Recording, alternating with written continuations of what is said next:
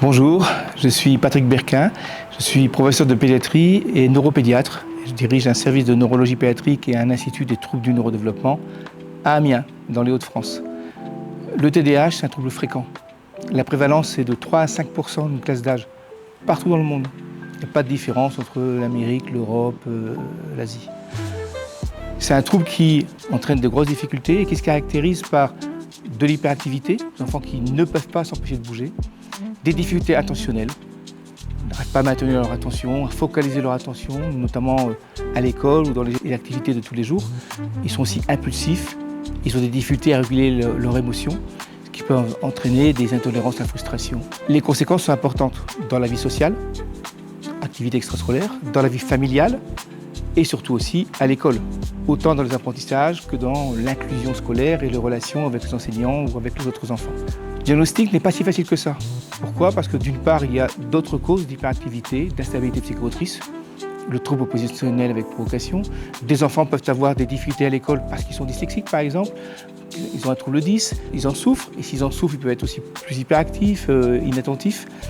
Par ailleurs, on sait que la difficulté pour les professionnels de santé, pour les médecins, c'est de savoir est-ce que quand un enfant a des symptômes d'hyperactivité et d'inattention, est-ce que c'est un TDAH ?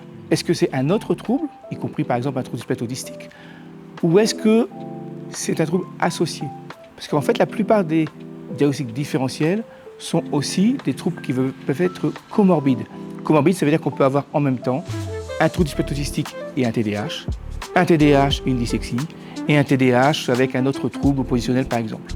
Donc le diagnostic n'est pas si facile que ça et il est uniquement clinique. Il n'y a pas d'examen complémentaire, il n'y a pas de test spécifique qui permettent de dire c'est un TDAH et c'est pas autre chose. Donc c'est l'expérience aussi du clinicien qu'il faut former. Des pédiatres, des pédopsychiatres, des neuropédiatres, mais il faut savoir repérer et faire le diagnostic suffisamment tôt pour pouvoir aider ces enfants. Sinon c'est une source de grosses difficultés à la maison, de difficultés dans les intégrations extrascolaires et puis surtout de difficultés à l'école, dans l'inclusion scolaire et dans les apprentissages. Beaucoup d'enfants ont des difficultés d'apprentissage. Près de la moitié ont des difficultés pour apprendre à lire et écrire. Certains parce qu'ils sont dyslexiques et TDAH, d'autres uniquement à cause du TDAH. J'ai dit tout à l'heure, il n'y a pas de test spécifique.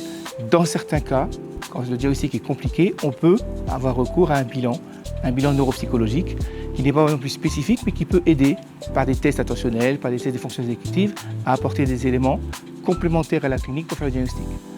Enfin, beaucoup d'enfants ayant une comorbidité peuvent avoir besoin d'un bilan en orthophonie, en ergothérapie, en psychomotricité, s'ils ont du mal à apprendre à lire, à écrire, s'ils ont des difficultés gravomotrices ou des problèmes autres.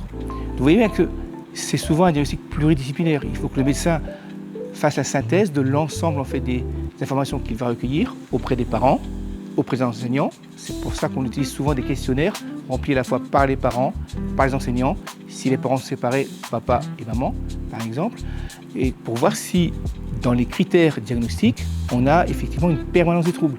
C'est un trouble du neurodéveloppement qui commence très tôt, avant l'âge de 7 ans, pour les classifications DSM-4 ou CIM-10, on dit avant l'âge de 12 ans pour la DSM-5. Alors 12 ans, ça peut paraître tard. C'est simplement parce qu'il y a des formes où il y a l'hyperactivité et l'inattention, mais il y a aussi, notamment chez les filles, des formes très inattentives, où il y a peu ou pas d'hyperactivité.